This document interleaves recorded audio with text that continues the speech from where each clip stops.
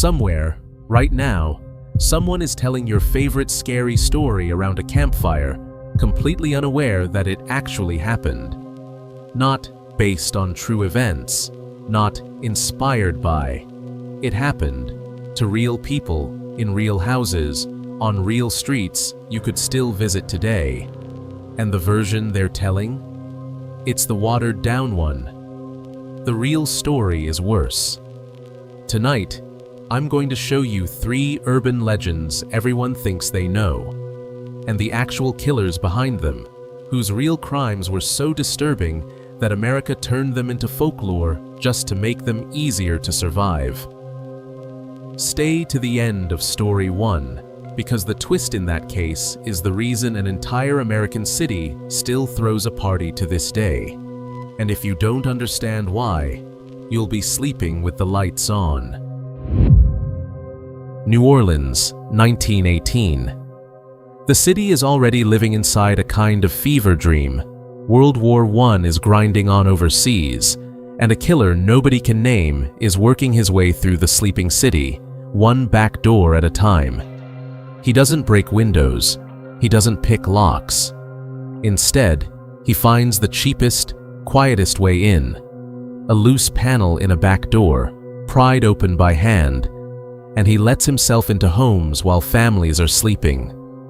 Then, he takes whatever axe happens to be sitting in the yard or the woodshed, because why bring a weapon when your victims keep one for you, and he uses it on whoever is closest to the bed. The first attacks are dismissed as isolated tragedies. A grocer and his wife attacked in the back room of their store. Another grocer, weeks later, found in a pool of blood behind the counter he ran every single day of his life. Most of the victims share one thing in common. They are Italian immigrant grocers, small business owners who worked long hours and slept in rooms attached to their shops. By the time police connect the pattern, panic has already taken over the city. What makes the Axeman different from almost every other killer of his era isn't just the brutality, it's the theater. He starts communicating. Newspapers report strange details at crime scenes. In some cases, a bloodied axe is left behind, deliberately, as if placed on display. Rumors spread that tarot cards are found near bodies. Whether or not every detail was accurate, the story of a killer with a flair for the dramatic spreads through New Orleans faster than any actual evidence could. Then, in March of 1919, something happens that turns the Axeman from a local nightmare into a piece of permanent American folklore. A letter arrives at the offices of the New Orleans newspaper, claiming to be written by the killer himself. The author claims to be something other than human, not a man, but a spirit of destruction that has chosen New Orleans as his hunting ground. And then comes the demand that changes everything. On a specific night, at exactly a specific hour, if every household in New Orleans is playing jazz music, the killer will pass over that house and spare everyone inside. Anyone caught in a silent house, the letter warns, should consider themselves marked. You would think a city already terrified of a serial killer would lock every door and turn off every light. Instead, the opposite happens. On the appointed night, New Orleans doesn't go quiet, it goes loud. Jazz halls fill beyond capacity. Families who don't own a phonograph borrow one from neighbors. Musicians who would normally be off that night play for free in cafes and front parlors, because nobody wants to be the one house on the block sitting in silence. For one night, an entire American city defends itself against a murderer using music. And here's the detail that still gives investigators chills over a century later. Nobody was killed that night. Whether that was coincidence, or whether the letter was even written by the real killer at all, we will never know, because the Axeman case was never solved. The murders eventually stopped as mysteriously as they started, sometime in late 1919. No arrest, no confession, no name. Just a city that quite literally partied its way through one of the strangest nights in American crime history. This is the real story behind the modern urban legend of the killer who lets you live if you follow his rules. The idea shows up in slasher movies, in campfire stories, in the "call this number or he'll come for you" chain messages that still circulate online. But the original version wasn't a story someone made up to scare their friends. It was a real unsolved serial killer, a real letter published in a real newspaper, and a real city that had to decide overnight whether to trust a murderer's word. New Orleans still remembers it.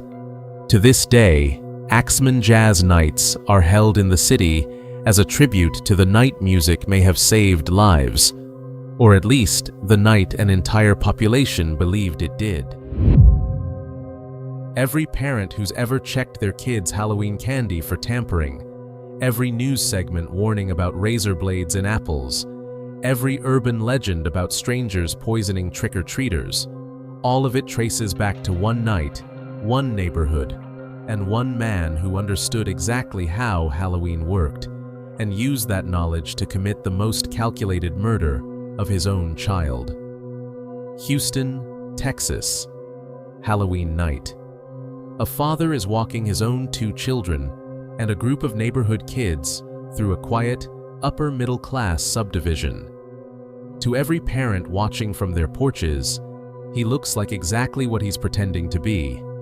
A dad doing the normal Halloween night thing, letting the kids run ahead to knock on doors while the adults trail behind, chatting.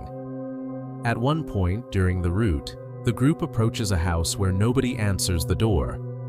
It happens all the time on Halloween. A family that's out, or just doesn't want to deal with trick-or-treaters that year. But this father doesn't turn away disappointed like everyone else. Instead, he tells the other kids he actually got candy from that house. Enormous, foil-wrapped pixie sticks, the kind that feel like a jackpot on a night when kids are comparing loot. He hands them out to 5 children, including his own 8-year-old son. That night, back at their own house, the boy asks his father for a snack before bed. His father hands him one of the giant pixie sticks. Within less than an hour, the child is dead, poisoned by a lethal dose of cyanide that had been packed inside the candy, sealed with a staple so precise it looked factory-made. For a few terrifying hours, Houston believes exactly what the father wants them to believe, that a stranger, somewhere in their own neighborhood, has poisoned candy and is now a threat to every child in the city. Police scramble to identify the mystery house that handed out the fatal pixie stick. Except there is no mystery house, there is no stranger. Investigators eventually trace the story back to the father himself, a man drowning in debt who had recently taken out large life insurance policies on both of his children and who had, just weeks earlier, been researching cyanide and its effects. He hadn't gotten the candy from a stranger's house at all. He'd bought the pixie sticks himself, opened them, packed them with poison, re-stapled them closed, and handed them to 5 children, his own son among them, specifically so that his son's death would look random. He was betting that America's fear of the poisoned candy from a stranger was strong enough that nobody would look at the father standing right there, laughing and joking with the other parents, while his own child was dying at home. He was convicted and later executed for the murder. Here's the part that should genuinely unsettle you. Decades of research into stranger danger. Halloween candy poisonings have found almost no verified cases of a random stranger poisoning trick-or-treat candy before this case or since. The fear itself, the entire modern ritual of parents inspecting every wrapper under a kitchen light, traces back almost entirely to one father who understood that fear better than anyone, and weaponized it to kill his own son and nearly get away with it completely clean. The legend told every Halloween, "Watch out, someone's poisoning the candy," isn't really a warning about strangers at all. It's the ghost of a real murder, still walking through American neighborhoods every October, wearing a costume nobody recognizes. the version of the story where the danger is a monster outside the house instead of the one sitting at the dinner table. If you've ever watched a slasher movie where the killer wears a mask made of human skin, lives alone in an isolated farmhouse, and keeps trophies from his victims scattered through the house like furniture, you've already met this man. You just didn't know his real name, or that everything you were watching was, in some twisted way, a true story. Plainfield, Wisconsin, a town so small that everyone knew everyone, and nobody suspected the quiet, socially awkward bachelor living alone on the family farm at the edge of town. Neighbors described him as odd, but harmless, the kind of man who babysat local kids, did occasional handyman work, and kept mostly to himself since his mother passed away. What none of them knew was that his mother's death had triggered something inside him that would turn an ordinary Wisconsin farmhouse into one of the most disturbing crime scenes in American history. It starts with graves. Obsessed with his deceased mother and unable to let go of her memory, he begins digging up the graves of recently buried, middle-aged women who resembled her, taking body parts back to his farmhouse under the cover of night. For years, this goes almost entirely unnoticed, buried literally and figuratively in a town too small and too trusting to imagine what's happening a few miles down the road. Then, in November of 1957, a local hardware store owner disappears. The store is found abandoned mid-transaction, the cash register open, blood on the floor. Investigators follow the trail directly to the farmhouse, and what they find inside becomes one of the defining crime scenes of the 20th century. The woman's body, decapitated, hung in a shed exactly the way a deer would be hung after a hunt. Inside the house, furniture upholstered in human skin, bowls made from skulls, a woman's suit, sewn together from the skin of exhumed corpses, that he had apparently worn, in his own words, in an attempt to somehow become his dead mother. The investigation eventually connects him to the earlier disappearance of another local woman and to years of grave robbing across multiple cemeteries in the region. In total, authorities confirm only 2 murder victims, but the sheer scale of body part collection and the horrifying craftsmanship involved in what he'd built from them made this less a typical murder investigation and more a discovery of something the country genuinely had no framework to understand. He was found mentally unfit to stand trial and spent the rest of his life in psychiatric institutions, dying decades later. Not as a famous killer with a body count, but as something stranger, a case study. And that's exactly why his real crimes became the invisible foundation for modern horror. The killer who wears a mask made of a victim's face.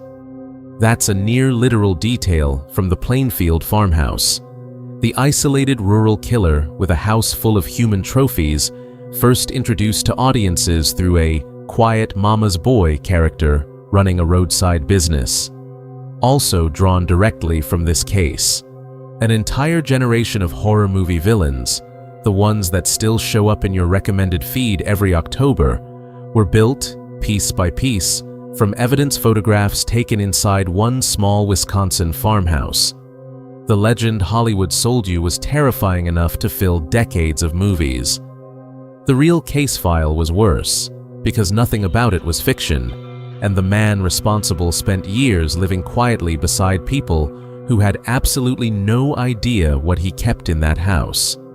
Optional outro line. If these 3 cases taught you anything, it's this. The scariest urban legends were never made up. They were just made survivable. Subscribe if you want the next real story behind the myth.